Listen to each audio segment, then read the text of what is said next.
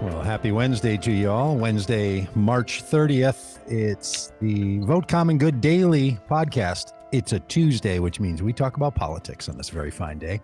A lot that happens in our political life. You know, around here, we like to say that you can have an open-eyed view of the world. You want to see everything you can see, but you can also carry a little bit of hope with you as you engage in your civic life, and that includes our politics. So we want people to feel like they're in a community that's forming a common good political ethic. So that's why we talk about politics on Tuesday, and faith on Wednesdays, and science on Fridays, and news on Mondays, and big topics on Thursday. A lot of things going on around here. We're glad to have you. I'm Doug Padgett in Minneapolis, Minnesota, standing up today, and joined on Tuesdays, as always, by Pastor Robb and political organizer for the Vote Common Good effort. Good morning, Robb. Good morning, Doug. How are you? You know, I'm hanging in there. As I mentioned, I'm in Minneapolis, and this is the center of national world attention around the trial of Derek Chauvin, who formerly was a Minneapolis police officer and killed George Floyd with his knee. And that trial is happening right now. And I don't know if you had a chance to watch it yesterday. It was heartbreaking and riveting and boring, like pacing of a court trial. And it was a flashback to me all the way back to the O.J. Simpson trial, when, you know, it was when you couldn't record it or watch that online. You had to sit in front of a television and watch it live. And sort of, I was remembering all the machinations that go into a court trial, and just how heavy it can be when you're both in the trial narratives, but then also feeling this very deep pain of, in this case, police killing, and all the times that Black people, especially in this country, are targeted and harmed by those who are called to serve and protect and take a oath to do so.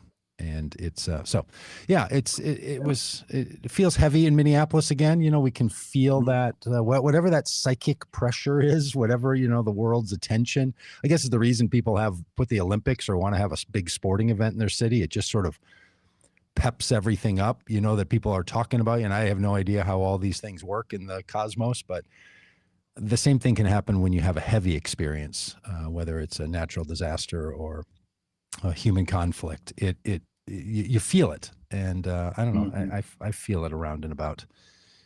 You know, when I talk to people and they say, "Hey, where do you live?" and I say, "Well, I'm in Minneapolis," and then they go, "Oh, how you doing?" You know, you really feel it. So anyway, to all that pressure that people are feeling here in Minneapolis and around the world, we hope that the citizens, the judicial system, the witnesses here in Minneapolis do the right thing.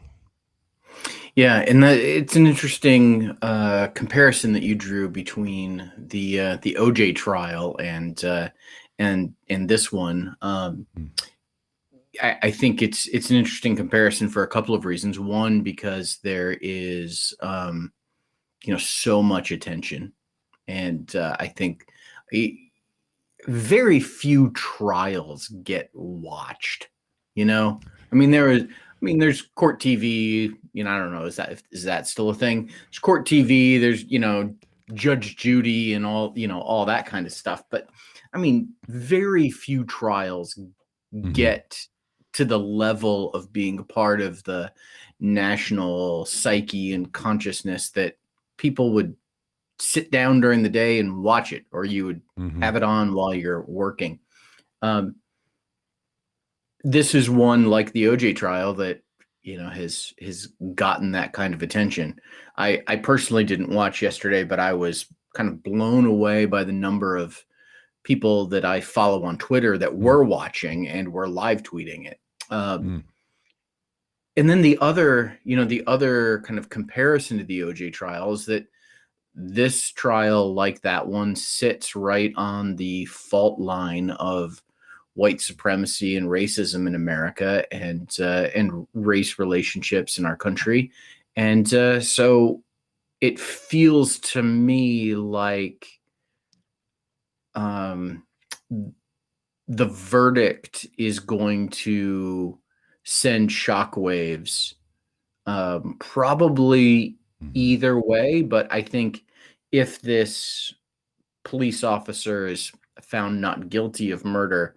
Um, I it wouldn't surprise me to see um, a resurgence of protests around the country in light of that. Yeah.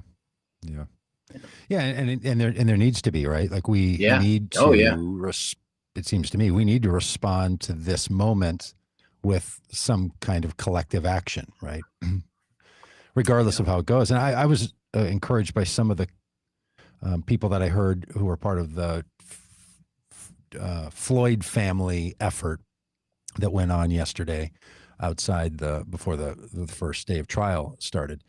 And they were making a good point that even if Chauvin is found guilty of the murder charge or the third degree murder charge, the manslaughter charge, that doesn't rectify all the situations, right? The system is still set in such a way, and the predisposition is still set in such a way that many people feel that it is not only not working equally and not working in their favor, but many Black people especially feel that it works intentionally against their better interests.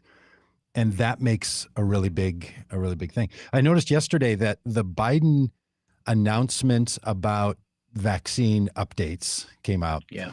That they went live with that during the lunch break of the trial. So people have noticed this, and the White House didn't say, "Oh no, we did that on purpose." Yeah, we want to make sure people keep watching that, or we didn't want to compete with it. But I thought it was.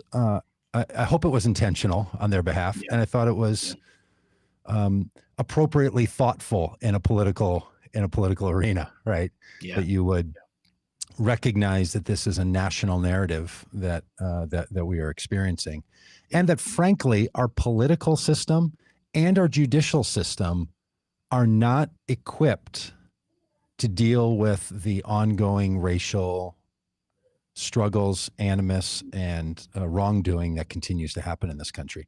Like it's ill-fitting.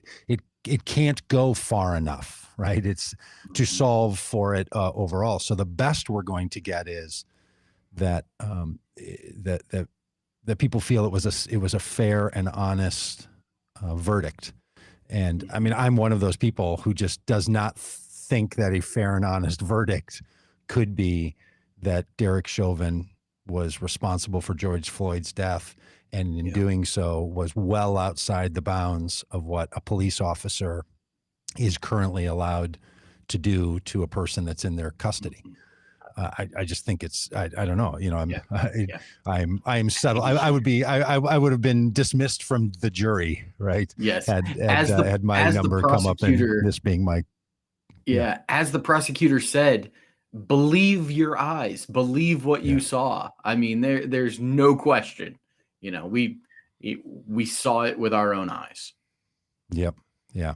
And look, the other thing, and there's some legislation going through brought to us by Democrats that wants to remove this basic functional immunity for police officers when they're performing their professional duties. Right. And that has to happen because right now the system has been negotiated by a lot of police unions to basically create a context in which a police officer will not be held responsible for their own behavior as long as they're a police officer. And this extends to even when you're out of uniform or you're off duty. It's this almost diplomatic immunity level of protection. And that I understand why a union would argue for that. I get all that, but boy, we've got to find another way forward on this. And what I have heard some people say is that every police officer or city should have to carry employee insurance, and that their behavior then is scrutinized by insurance companies that pay this out, because the city of Minneapolis, I think, paid $27 million out of its insurance fund to the Floyd family. And if you put a ability for the behavior of a police officer to be scrutinized by someone other than other police officers, which is what's currently done, it's that might be a place where some advancement could take could move us forward. So Yeah. Yeah, it's I like that idea. So, you mentioned the president making and his team making some announcements about the coronavirus. I got to, while we've all got kind of one eye on Minneapolis and the trial there, feels like the other eye is on the numbers related to the coronavirus. There's as vaccine rates increase, which is wonderful to see, and reason for encouragement and reason for joy. At the same time, case numbers are increasing as well. And that is deeply concerning to me. I think, I was, a week or two ago or 3 weeks ago when I was at the Sam's Club getting my vaccine, I was feeling a lot of optimism about, the direction we were headed. And man, I got to tell you, the last couple of days is that the numbers continue to creep up and up as mask mandates expire, including here in Arkansas, where I am. The mask mandate expires on Wednesday night at midnight. And, people will no longer be required to wear masks. And that happens in, states around the country. You see, Texas and Florida. And, it's deeply concerning that we are taking our foot off the gas when it comes to how seriously we're taking the pandemic. And that's going to lead to, as a longtime Cleveland Browns fan, I have learned the phrase snatching defeat from the jaws of victory, because it happens a lot. Nice. And I've got this nervousness that we are going to snatch defeat from the jaws of victory here with the coronavirus, as people think, well, hey, we're good, and that's going to slow the herd immunity that will come about as a result of the vaccine, and allow for variants to be introduced and passed around, which makes this thing harder to contain. It's deeply troubling. I don't know how you're feeling about all of it, Doug. Yeah, thanks. I am feeling that similarly. I don't have a vaccine regimen started yet. I guess 80% of the U.S. population doesn't. So even though it's available, we're just statistically and vulnerability wise, we're just not different than we were a month ago. Even though, the possibility is different. It feels a bit like, I keep using this analogy of being on a road trip, and this is like you're now 5 miles from home is no time to take off your seatbelt, right? Yeah. That just because we're getting close doesn't mean you're there yet. Close is not the same thing as arrived. And on the other hand, I was looking at statistics last night of where the increases in cases are coming from. And it showed me again that whether it's all on the Trump administration or some can be applied to the Biden administration, we do not have a system by which we test people for the virus and track how they contracted the virus. This has been the great failure in the last year, is that never was a system put together to trace and track. They were talking about that very aggressively a year ago in March, and then stopped talking about it. And we don't talk about it now. And so I started looking up these numbers, like, well, I'm sure in the places where the mask mandate has been lifted, that's where all the numbers are coming from, Florida and elsewhere. Turns out, yes, Florida is up, but so is Minnesota, where we have a very aggressive mask mandate.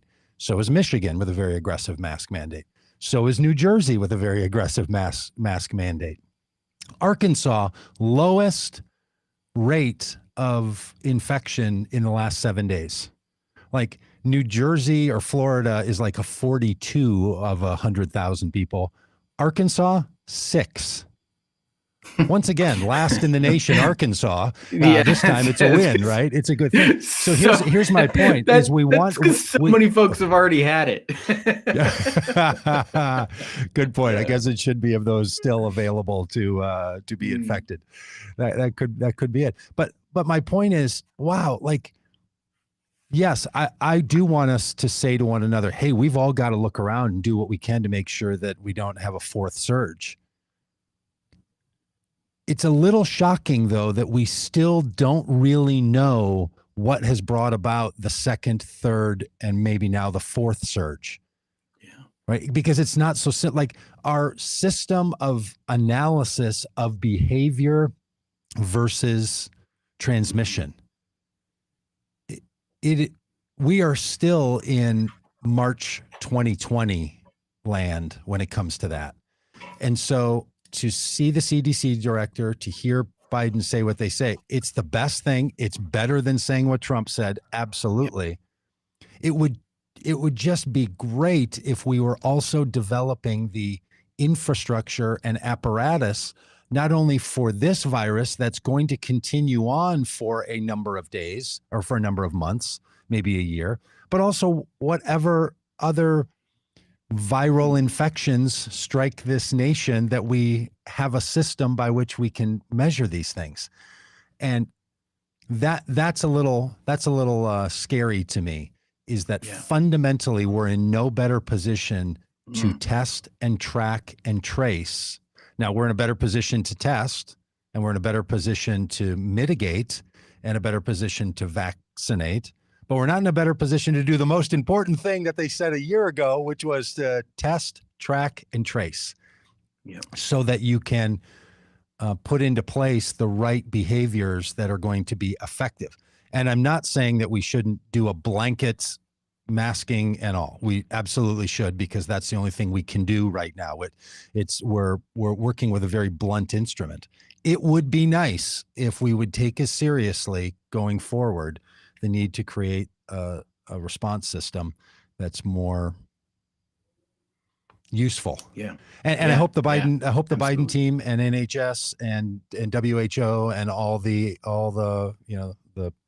letters get themselves, all the alphabet get themselves together to figure out how we do the very thing that we have to do to make sure that this goes away when it possibly can. Because what we've been doing so far, I mean, we keep getting these surges, right?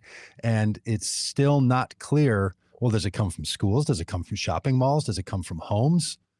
And there's a narrative out there which is blaming anybody who gets it, that somehow they did something wrong. Now, that might be the case. We might find out at the end of all of this that individual behavior is what caused it. Or it might be that this virus spreads in ways that, even with the precautions that we're able to take, it's so transmissible, people are going to get it, and we can bend the curve with some very aggressive movement. But we just need to know, frankly, what is it that works? Yeah, absolutely. Absolutely. Did you see the 60 Minutes, or not 60 Minutes, the CNN Sanjay Gupta hosted conversation with the doctors? Riveting. I don't watch much news. Yeah. Oh, well. Good stuff. Huh? Pick up a cable subscription and check out CNN, or go to CNN.com and watch this one, because it's interviews with the doctors, right? Dr. Birx and Fauci and the guy who was in charge of the FDA and the guy who was in charge of the CDC, and they all, now that they're not, other than Fauci, now that they're not under government employ, they can say what they want. One of the big takeaways to me from this, and it's very political in this sense. And by the way, to those who are watching right now, we are going to have one of the candidates running for Senate in Wisconsin on here in a few minutes. He's running against Ron Johnson, who is one of the senators that needs to go do something else in his life. This guy's got to go. This country. So he's going to be on here in a minute. But watching this CNN story, what you realize all the way up to March, like Fauci describes it, between January and March, the thing that got them is they did not believe that something like COVID could be spread by people that were asymptomatic. This is the big takeaway. Why did they believe that? Because they had never seen it before. They had a knowledge set that told them, if you get this virus, you're going to demonstrate symptoms, including a fever. And maybe you remember way back a year ago, that was the number one thing. That's why everybody had, detectors for measuring, your temperature. Very sophisticated and very simple ones. They were being told by the Chinese, and this is from the doctors themselves and Fauci and others, they were being told by the Chinese government, this is spreading asymptomatically in China. And our government said, no, that's not how it works.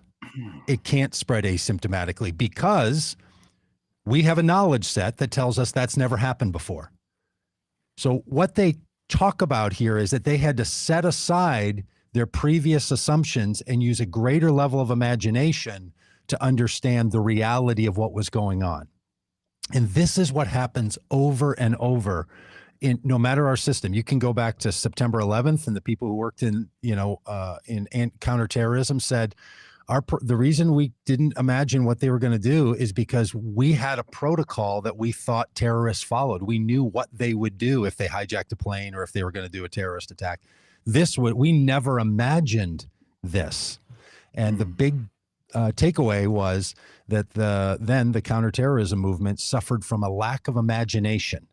We used to make a big deal about this back 20 years ago when I was doing a lot of church work and consulting and having faith leaders think about a deeper level of imagination, that they lack the imagination to get it. That's what happened with COVID. But they were looking at data and saying that data must be wrong because this is not how it spreads. It's an incredibly powerful narrative problem that we saw with COVID, and I feel like that's continuing on now. Right? We now know some things, and there's this old saying by Mark Twain: "It ain't what you don't know that gets you in trouble; it's what you know for sure that just ain't so." And that's just a reality in so much of our systems, is that we have to not only scrutinize what we know and use the best data, but we also have to look and say, are there some things that we believe that we know that are actually getting in the way of explaining what's going on now? All of that to say, these surges, I feel like we don't know what's causing them. Now, yes, mask up. Yes, socially distance. Yes, get your vaccine. Absolutely. Everything indicates that those three things help. But we're still getting spread in states where we're doing all of those things. Minnesota, highest level of vaccination per capita. Mask mandates across the board. Social distancing requirements that are as significant as anywhere in the country. Our numbers are going up.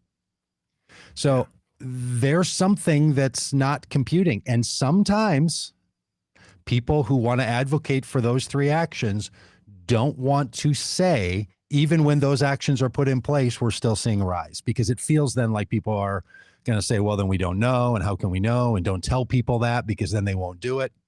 But that little trouble circle of logic, that's something I think we need to deal with in this country, and we need to deal with it politically, because it just becomes part of our narratives. Yeah, absolutely. And I am far more confident now than I have been in over a year, with the leadership in the White House beginning at the very top. I mean, I just, I think when Joe Biden says, "Hey, I'm going to tell you the truth, and even if it doesn't work, even if it's hard truth, I'm going to tell you the truth," I'm willing at this point to believe him about that, and think that this is a great opportunity for competent and compassionate and empathetic leadership from the very top to make a difference, and hopefully it will. I'm really glad that Tom Nelson's going to join us. He's running for the Senate seat in Wisconsin, so he's going to jump on here in a minute. And Robb, to your, and Dan, you can go ahead and put him on now if you like. And I think about your comment, Robb, that how much better we all feel with this administration than the previous one. We used to say on the Vote Common Good tour that getting a new president is not going to solve every problem in our Right. country. But the president shouldn't be the problem in our country. That's right. And removing one of the major problems is a really good thing, so we can get on to the rest of the system solving the other problems. Well, I would have to say nothing feels more akin to that than replacing the current Senator Ron Johnson from Wisconsin. So, Tom Nelson, thank you for joining us. Thank you for running for this Senate seat. And we're so glad that you're running, and so glad that you'll spend a little bit of time with us today. Thanks for being here. My pleasure. My pleasure. Great to be on. Yeah. Well, Tom, I'm sure we're going to spend some time. Hold on. Before I mean, I love this setup. You know, it's kind of like the angel and the devil, right? On the two shoulders. Am I the first one to bring that up? You are the first one to bring that up. Yes. Really? Yes. Well, I'm a pastor's kid, so those are the kinds of things you look for. Well, this isn't the first time you've seen this angel and devil over your shoulder. Which one is which? Who's who? Yeah. I'll just mention for those listening on the podcast, the treat you get when you watch the live stream is that we use these little graphics and circles for our faces. So there's a circle of Robb's face, a circle of my face on either side of Tom's face. So it's a wonderful moment. So thanks for noticing that. Yeah, that's fantastic. So Tom, thanks so much for being on with us. I'm sure we're going to talk about Ron Johnson quite a bit because he's been such a lightning rod lately, and it feels to me like it's always a bad thing when you know somebody's name. You know, it's like when you know the name of a ship like that, like the fact that we all know the name Ever Given that's bad news. And I feel like there's kind of that same way with politics usually, that if everybody around the country knows the name of the Wisconsin senator, that's, it's probably not good. We're going to talk about one exception. If you remember back almost 20 years ago, when Senator Russ Feingold, he was the lone Democrat, the lone U.S. senator to oppose the Patriot Act, which was very controversial. Everyone knew about it, but of course, maybe it started out as kind of controversial on the not so good side, but history proved them right. And we're not talking 20 years, 30 years, but just a couple of years down the road. Yeah, absolutely. Yeah. So before we talk about Ron Johnson and why, you would be a much better senator for the folks of Wisconsin than he, why don't you introduce yourself to our audience and tell us a little bit about your background and what has led you to run for the United States Senate. Great, thank you. It's good to be on again. So here I am in Outagamie County, so Appleton, which is the county seat, and I'm currently the county executive, a post that I've held for almost 10 years. Not every state has a county executive, so it's a kind of county government where you usually have maybe county commissioners that do the policy. In this case, we have the policy, the county board, and then you have the county executive, which does more of the administration, the execution, kind of like governor versus the state legislature. So Outagamie County is the fifth largest county in the state. We have 72 of them. Population about 180,000. I am blessed. I have the honor to have a 1,300 person workforce. I run everything from an international airport to one of the largest recycling operations publicly owned and operated in the country. Very proud of that. Before that, I served 3 terms in the state legislature, last term as majority leader. I grew up down the road in a little town called Little Chute, which is about 10,000 souls. And my dad moved the family there in 1980. I was 4 years old when he started a Lutheran mission church in nearby Combined Locks, which is the village where I worked to help save a paper mill just a few years ago, which is the subject of a book I came out with earlier this month.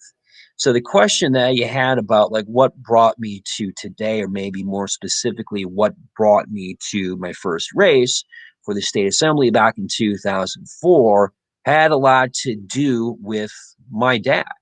and the path that he chose in life. So he found his call in the ministry, serving his neighbors, his friends, people in the community, and I found it in electoral office, where I can get involved and hopefully make constructive social and economic change that benefit working families, whether it's from the perch of a state legislator or as a county executive.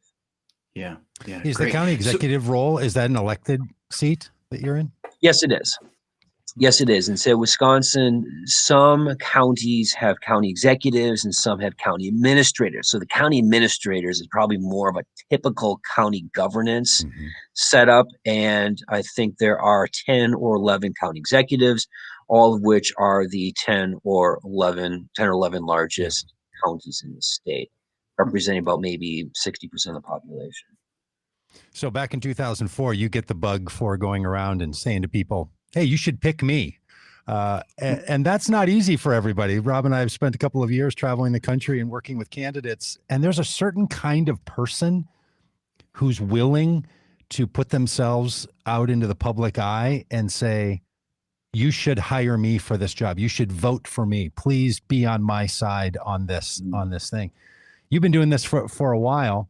How does that feel to you? How are you doing with, now at a state level and at this kind of high profile level of saying first to your own party, make me the candidate, and then saying to the state, make me your senator?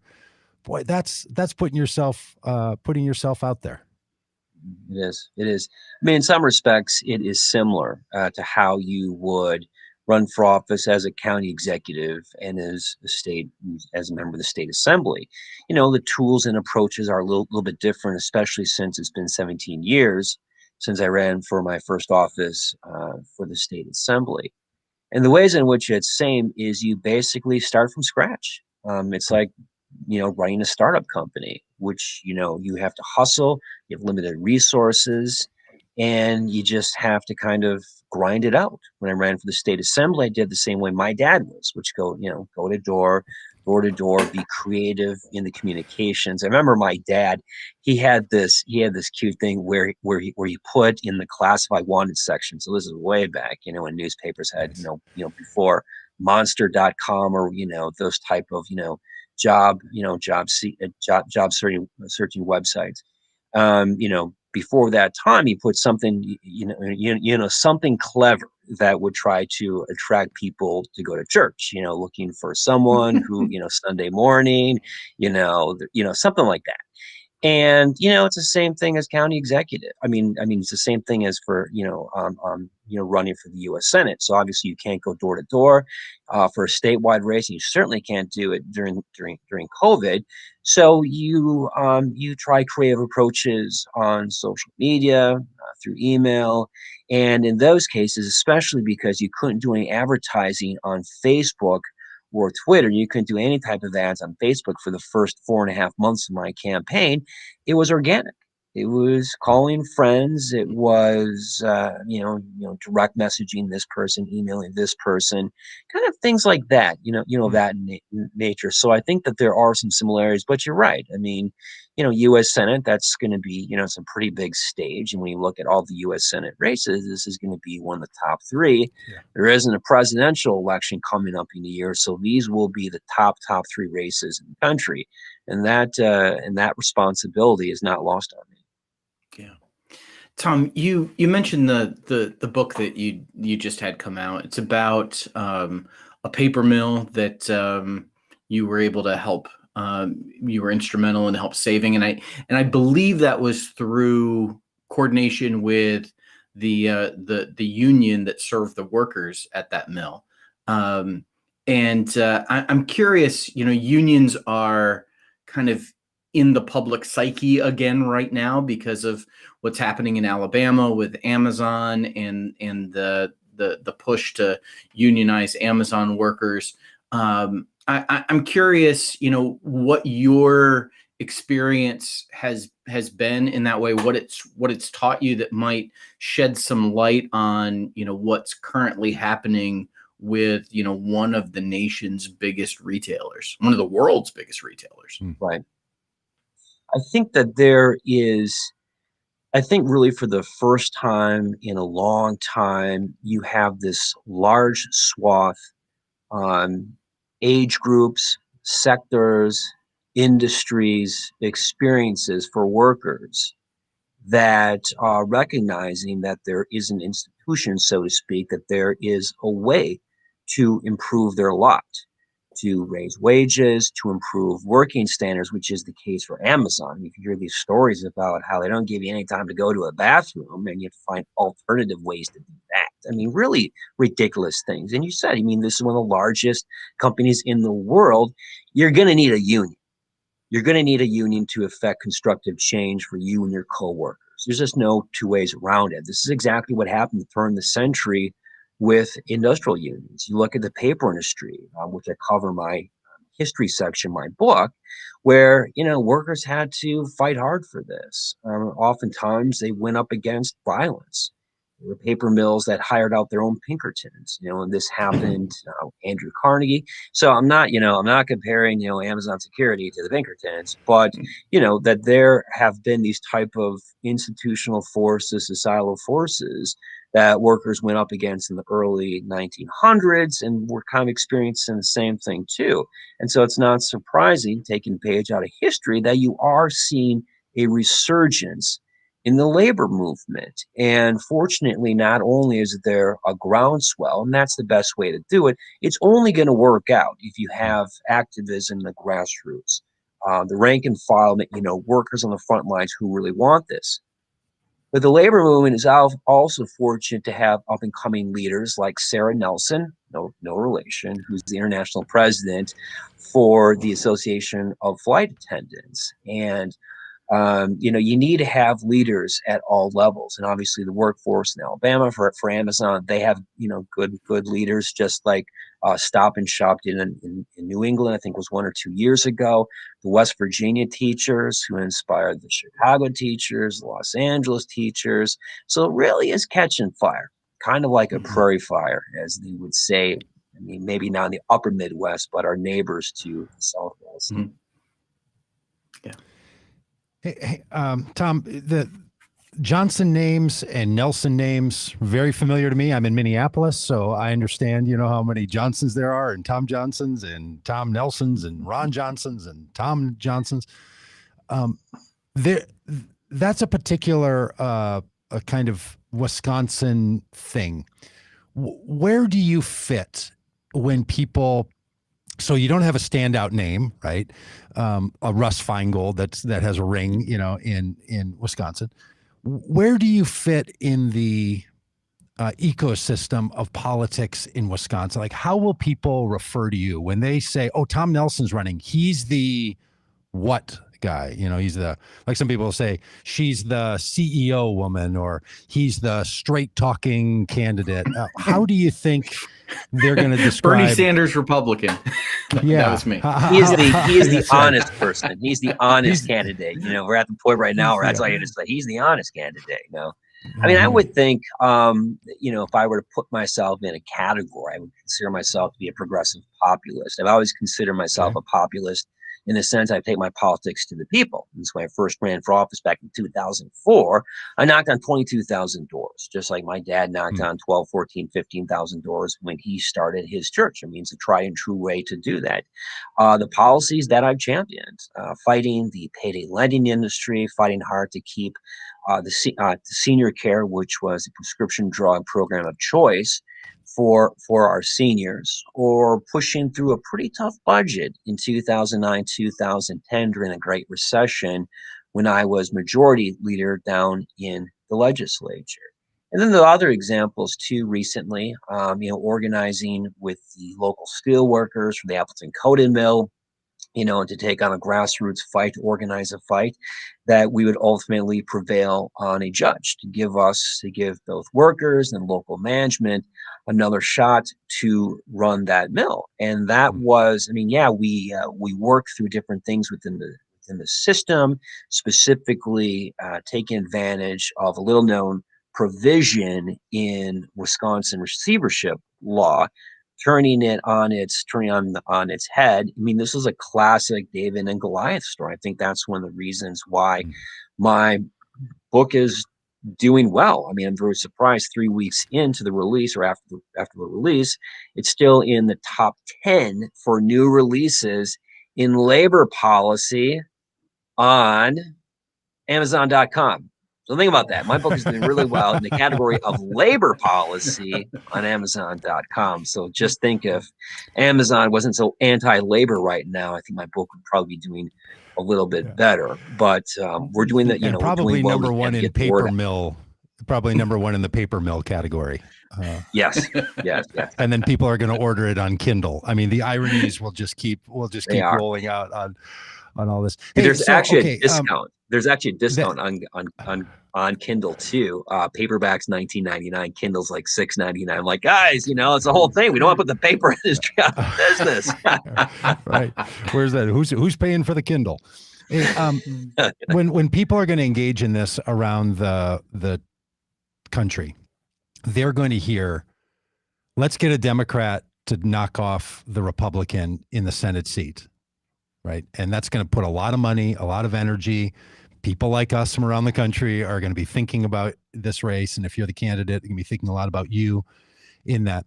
But in Wisconsin, it's a different narrative. And this is always the case for these high profile races, right? Wisconsin voters, for whatever reason, picked a Republican in Ron Johnson and a Democrat in Tammy Baldwin. And how do you think the Wisconsin voter psyche is going to be thinking about having two Democrats be their representatives? Well, I think bottom line, someone asked me about the typical Wisconsin voter, and I explained that the Wisconsin voter is a lot like the New Hampshire primary voter. They take their votes very, very serious, and they expect attention from the candidates to spend time making their case, whether it's a candidate for the state assembly, county executive, president, or of course, U.S. Senate. Now, as far as having two Democrats, we had two Democrats from 1992 to 2010 when you had Herb Kohl and Russ Feingold. And then before that, you had Gaylord Nelson and Bill Proxmire from 1960 to 1980. So this would not be unusual. And I think the reason why is those Democratic candidates recognize that, and that they can't just be a hardcore Democrat right down the line, but they need to respond to people and what they're looking for. And there are some issues that Democrats have not done a good job of articulating. So, whether you're a Democrat or Republican, right now there's pretty much one brand of Republican, but Democrats who can articulate issues and concerns and earn the support of voters and then keep the support of voters. And people are asking, well, how can someone who has supported Medicare for all, who supports Medicare for all, Green New Deal, and other issues that Bernie Sanders champions, and was a Bernie Sanders delegate last year, but has been elected and reelected 6 times in Joe McCarthy's home county. How does that work? And I think it comes down to being honest about the values and the things that are important to you. And it just so happens that those things that are important to me fall on, the progressive end of the spectrum. But, bottom line, when you're going into a primary and you're going to have opponents, of course, and you are going to be the progressive candidate. Well, how can you win? Well, if you look at Bernie Sanders in 2016, he won every single county except for one, 71 of the 72 counties. So I think that I'm going to make a very strong, a very compelling case of why I would be a good U.S. senator and do well representing the good people of the state. Yeah, great. Tom, I want to talk about Ron Johnson, but someone in the chat, Tiffany in the chat, is asking about the title of your book. So we don't want to miss the opportunity to make a sale. So what's the name Thanks of your for the book? help. So it's called One Day Stronger: How One Union Local Saved a Mill and change in industry and what it means for manufacturing. It's almost as long as the first chapter. Nice. Excellent. One Day And you can Stronger buy the by book Tom at Nelson. onedaystrongerbook.com, onedaystrongerbook.com. Thanks for allowing Nice. me to give the plug in. So Yeah, I that's think awesome. the reason, So and so one of the reasons, sure, no, well, but let me just kind of asking tee like things why up a that little bit. title. Sure. Oh, well, I want to talk about Ron Johnson here for a couple of minutes, if we can. So, I think if we were to make a list of, most, I don't know what the right adjective is, reprehensible. Maybe if we take, pull the venom out a little bit, maybe concerning senators. There's folks that would kind of be on the list. My senator Tom Cotton would probably be on that list. Josh Hawley, Ted Cruz, but it seems lately like your Republican opponent Ron Johnson has been trying to take the inside lane to get to the top of that list. And so maybe if folks don't realize who Ron Johnson is, he's the one who said that he felt safe during the January 6th insurrection, and if it had been Black Lives Matter protesters instead, he wouldn't have felt safe. He's the one who has referred to the insurrectionists on January 6th as good people and patriots, and kind of dismissed their actions as no big deal. He's the one who just this week was pushing hydrochloroquine as a treatment for the coronavirus. Still doing it. Still doing it. He's consistent. That's his primary argument. He is consistent in a lot of ways. Yeah. So, I mean, this is someone who has over the last several weeks has kind of very quickly risen to national prominence for all of the wrong reasons. So, what is it, certainly before Ron Johnson kind of got into all of our consciousness as, one of these, kind of reprehensible senators, he was already in your consciousness as someone that needed to be replaced. Why is it that Ron Johnson is not a good representative in the U.S. Senate for the people of Wisconsin? How much time do you have? Got all day.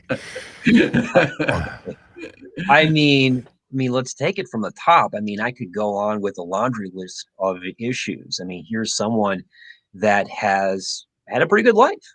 He's a billionaire son-in-law who's basically handed a business, did very well for himself, gets elected to the U.S. Senate, and instead of paying it forward and making sure all Americans have a similar opportunity or just simply have a shot at the American dream, he's done everything he can to undercut that. You look at the tax policies that he's passed, how he has been lockstep with Donald Trump, and he's literally benefited in the tens of thousands of dollars on the tax cuts that he has supported. What I want to do is I wanted to make sure that this economy works for everyone and not just the very wealthy like Ron Johnson, who's completely out of touch.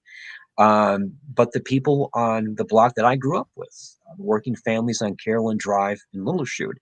So then you just have this basically fundamental different outlook on the economy, and the same thing for government too. I mean, we need to make sure that the government is working for working families and not just the well-to-do like Ron Johnson and the ultra-left. So I think that by itself is a very, very strong reason to run for office and a really good example, a huge example of how he's out of touch with Wisconsinites. But then you go into these, look it up in the dictionary, what he was talking about, Black Lives Matter versus the insurrectionists. Those are racist comments. I mean, call it what it is. He abused his position as a Homeland Security chair to gin up the kind of conspiracy theories, the unfounded accusations about the results of the election that led to the insurrection on January 6th. He was pushing quack medicine that was supposedly going to cure COVID. And he didn't take it seriously. I mean, he said a couple of times that this is, basically this is not something that we should be concerned about. When he tested positive for COVID, he had a test. He tested this, and I mentioned this in my first ad. He gets tested for COVID and then goes to a fundraiser, puts people at risk, and then finds out they tested positive. I just don't get this guy. And I mean, you could go on and on and on. I mean, it really hasn't been since Joe McCarthy that Wisconsin has had a senator like this. In fact, I think there's a pretty strong argument that is worse than Joe McCarthy. And I think of all people, I think are in a pretty good position to make that comparison, because Joe McCarthy is from Outagamie County, and his office, his court chambers were directly below where I work, where my office is. So yeah, I'm with you, Tom, 100%. I mean, I want to thank you for running, because I live in Minneapolis, and I was thinking about having to move to Wisconsin if I didn't think somebody who could take the lane you're taking would run against Ron Johnson. So, thanks. Politics can be rough and tumble. It needs to be. And Ron Johnson's the kind that I think there needs to be not a mean, but a very assertive and truth-telling campaign run against him. So are you going to bring up the fact that he was born in Mankato, Minnesota, went to Edina High School in Minnesota, graduated from the University of Minnesota, and is a carpetbagger moving into Wisconsin? If people don't know the contrast between Minnesota and Wisconsin, which are border states, is Doug, to be honest with you, because I'd be hypocritical. Because I was born in St. Paul. 3 months later, my dad took his first call at Sabulon Lutheran Church in Pepin and Pierce County. And then I went to school. I went to Carleton, of course, which is right down the road in Northfield, halfway between the cities and Mankato. And my dad now lives in St. Paul, and with my little sister, who will be starting college next year. I think she's going to either La Crosse or Eau Claire, but she hasn't decided yet.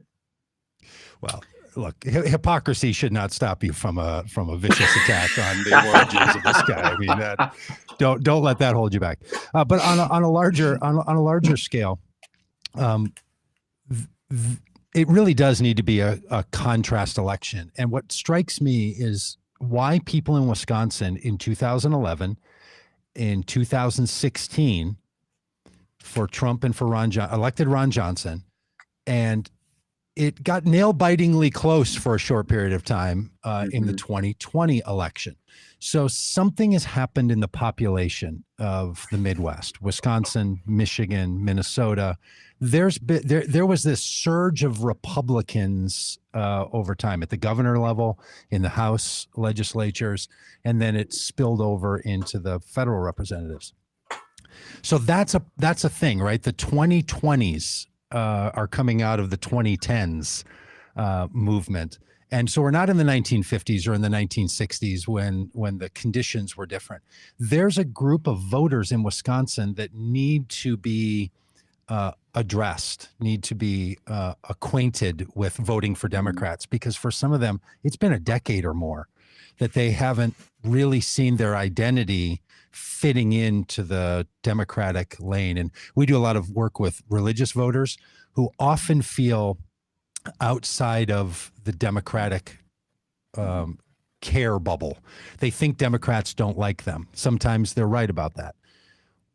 I'm not saying you need to bend your campaign to the most hardcore Ron Johnson Trump supporters. But there are people who 20 years ago would have been voting for you, and now Democrats don't even go to those doors anymore. They've been written off by the Democratic system. Are you the kind of candidate that's going to say, I'm not just going to work off the voter file. I'm not just going to work off of the likely voters for me. I'm going to go win over voters who didn't think they could vote for a Democrat again, and I'm going to be their ticket. So in other words, are you, to borrow a phrase from your father's world and from Robb and my world, are you going to be an evangelist to Republican voting people to get them to vote for a Democrat? Or do you feel like your better energy is spent in connecting with those who already want to vote for Democrats, and you're going to drive the turnout of those people up? Well, I'm going to do that because that's what I've done. I mean, I would not have been able to get elected in a red county and red district if I did not figure out ways to appeal to everyone or as many people as possible. And I did that by having, a people focused campaign where I took my campaign to the people, to the doors, door knocking. I've done the same thing here with social media. And I cannot wait for the COVID to clear to get out there. I'm going to run a 72 county campaign. I understand that the Democrats have failed miserably in the last 10 years, connecting with rural voters, urban voters, folks all along these faith spectrum. And I think one of the reasons why Democrats have done, who have not succeeded, is we have failed to communicate. We failed to articulate what our agenda is, what we have done, or what we like to do. Because if you break it down, our concerns are the concerns that I think are shared equally in an urban setting or a rural setting. I mean, consider the issue of income inequality. If there's income inequality in Milwaukee, there's income inequality in Rusk County. If there are issues with clean drinking water in Racine, lead poisoning, there's going to be issues with runoff from large-scale farms in Kewaunee County. If there is difficulty accessing healthcare in a urban community, then there is the lack of access to doctors and healthcare in a rural setting. So you can see right there, when you break it down, those are three bread and butter Democratic issues. And we don't need to have an issue that's focused. They always talk about, like, what's your path, or targeting messages and so forth. That never works. That never works. You need to come up with a message that resonates with everyone. That is the mark of a good campaign, a really good campaign. So that's what I plan to do. It's worked for me in the past, and hopefully it works again. That's awesome. I have one more question along that line, sort of in this philosophical lane, if you have a minute for it. Oftentimes on the national level, I watch people who are senators or Congress people want to run for president. And when they're asked why they want to run for president, they basically describe the power that they already have as a senator. It drives me crazy, not understanding the difference between the executive branch and the legislative branch. It seems like in their explanations, right? They start describing the policies they want to put forward, and that's not always the role of the president. It's a different role. Senator is a different role than county executive. There's something that we say to these 100 senators to sort of function in our political system. I'm being dreamy here about what politics are about, but that senators are this deliberative branch, that they represent the entire state, that they're meant to negotiate, that they're supposed to have the longest term of any elected official at the federal level, 6 years. So you have time to breathe and time to work out the long-term decisions. It's not the same thing that you do as a congressperson. It's certainly not what you do as a mayor or even as a county executive. What is it about being a senator that hey, Tom Nelson knows how to be a senator. And when I'm a senator, I'm going to bring a particular skill set, gift, personality to that role that will inspire people in the political world as a senator particularly? I think it's a very good question. I mean, I'll be the only candidate that's had both executive experience and legislative experience, being county executive here in Outagamie County and as a member of the assembly. So it's, I mean, having that kind of perspective, you can pass 8th grade civics class and understand the difference between the executive branch and the legislative branch. But I think in order to be a good U.S. Senator, you need to have the best type of experience, viewpoints, experience that you can bring to the table as a public official. And so I have had experience as both an executive and as a legislator. And I think what's helpful, particularly being an executive, is which kinds of policies, which kind of laws have worked and which ones have not, because here we are at the ground level where the rubber meets the road.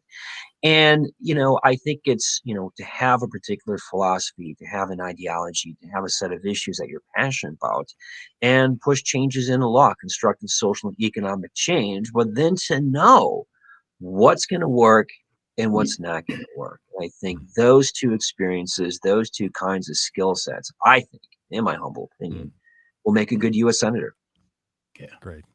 Good answer. Good answer. Like that. Thank you. Tom, if folks are watching or listening on the podcast and they want to get connected with you, whether they're in Wisconsin or not, how can they do that? Well, they can go to our website at nelson4forwi.com, which is the same for both Twitter, Instagram, and Facebook, Nelson4WI. And if you're interested in my book, One Day Stronger, How One Union Local Saved a Mill, Changing Industry, and What It Means for American Manufacturing, that's at onedaystrongerbook.com, onedaystrongerbook.com. Awesome. Hey, Tom, you're in a primary to be the nominee for the Democratic Party. When is that vote? Like, when do people in Wisconsin decide who's going to represent them? And is it a binding primary process in Wisconsin, or will there be some people who don't participate in the primary and still try to become the candidate for the Democratic Party in Wisconsin? So it is almost a little bit more than 16 months away. It's going to be in August of 2022. Wow. So the results of that election will determine who's going to go on to the general election. So yes, 16 months. I have plenty of time to evangelize and do my 72 county campaign. Is it a closed primary where only Democrats can vote for who the Democratic nominee is going to be, or can people who aren't registered as Democrats vote for who the nominee is? Yes. Right. And that's a very good question. You can pick up either a Democratic ballot or a Republican ballot, so to speak. You can't do, I'm going to vote for a Democrat for the gubernatorial primary and then the Republican, or, back and forth between offices. You vote as one party, which I think was, you go back, way back, it was a progressive reform many, many years ago. So if you are aligned with the Democratic Party, the Republican Party, or simply an independent, you can pick up a Democratic ballot and vote for me. Hopefully vote for me. I hope people do. Yeah, I hope people do. All right, Tom, thanks so much. Rob, anything else? Are you all done? No, Tom, thank you so much. So great to chat with you, and best of luck over the next 16 months. Great. Thanks. And good to be on. Mm-hmm. Thank you, Tom. Nelson4wi.com.org. Now, maybe folks are thinking 16 Nelson months. for Why women. are we talking to candidates, right? Like that. Come on. And listen, I'm with you. I think our political calendar, the political window, is entirely too long. I think, I kind of always like it when they dissolve parliament in England and 6 weeks later have an election. I think there's something to that. It's because you're not a true American and you just want to go back to pre-Revolutionary War. That's right. So let's just move That's on. right. Well, I'm not defending the monarchy or the Russian president as many Republicans do these days. But how about that? Yeah. So folks might be thinking 16 months. Why are they talking this? Listen, running a campaign takes in our current system takes so much runway, and to be able to get it going and get it off the ground. And we are all at Vote Common Good. We're already working with candidates around the country, having conversations, doing trainings, trying to provide support to candidates, because 2022 is right around the corner. And it is, we are, whether we like it or not, whether we wish the system was different or not, we've got to recognize this is the system we're in. And frankly, Trump's MAGA pack is working right now too. And we've got to be engaged and be at work with these things, and having conversations with Tom today is a part of that. Amen to that. Because look, incumbents have an enormous advantage. If you wait to have campaigns start 6 months before, that incumbent is just in the news. They're serving their constituency. And so they get 6 years to build relationships. And then you, as a candidate, would have 6 months to try to, there's something about our system that we have to just recognize how much benefit there goes to the incumbents. So if someone like Tom wants to capture the attention, Tom Nelson, for we, WI, wants to capture the attention of those who would vote for him as Democrats and those who would vote for him as independents or Republicans.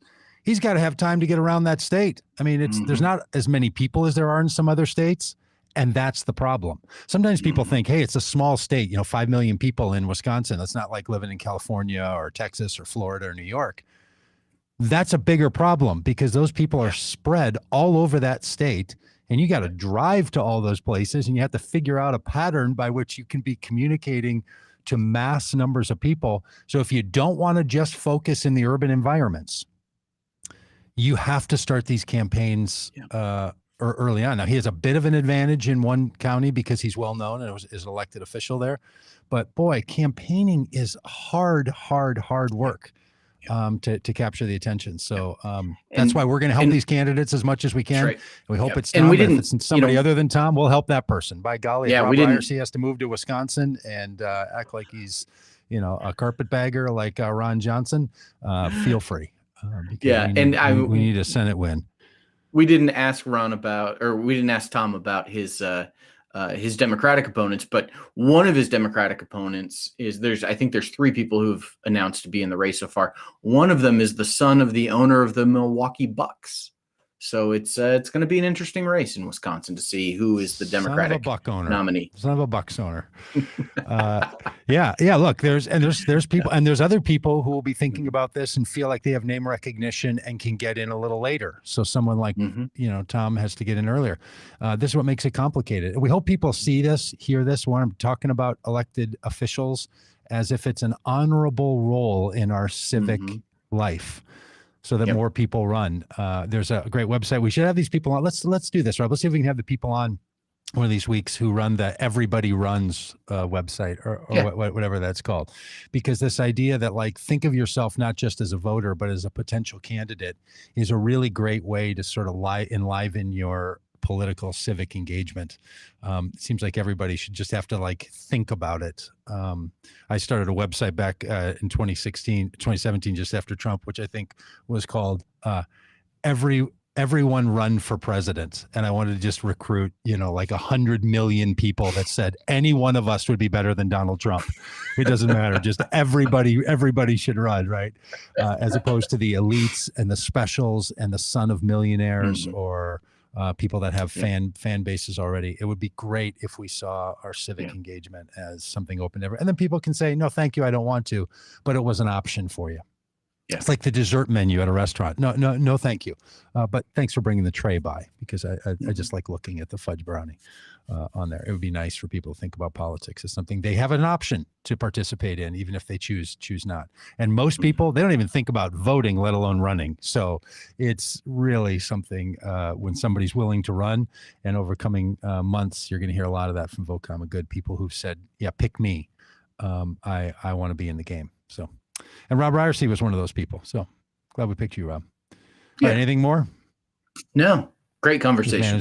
We've managed to let this go well over an hour, like 4 or 5 minutes over an hour.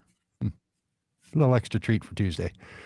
All right. Hey, we'll talk to y'all tomorrow because tomorrow is Faith Day. So we'll be on with 3 faith leaders. And then Thursday, we have a very special guest. I just can't remember who it is right now. And then on Friday, we're going to be talking about what it is that makes us human on our science podcast, what like consciousness and what makes a human being have the things that we declare a human being to be.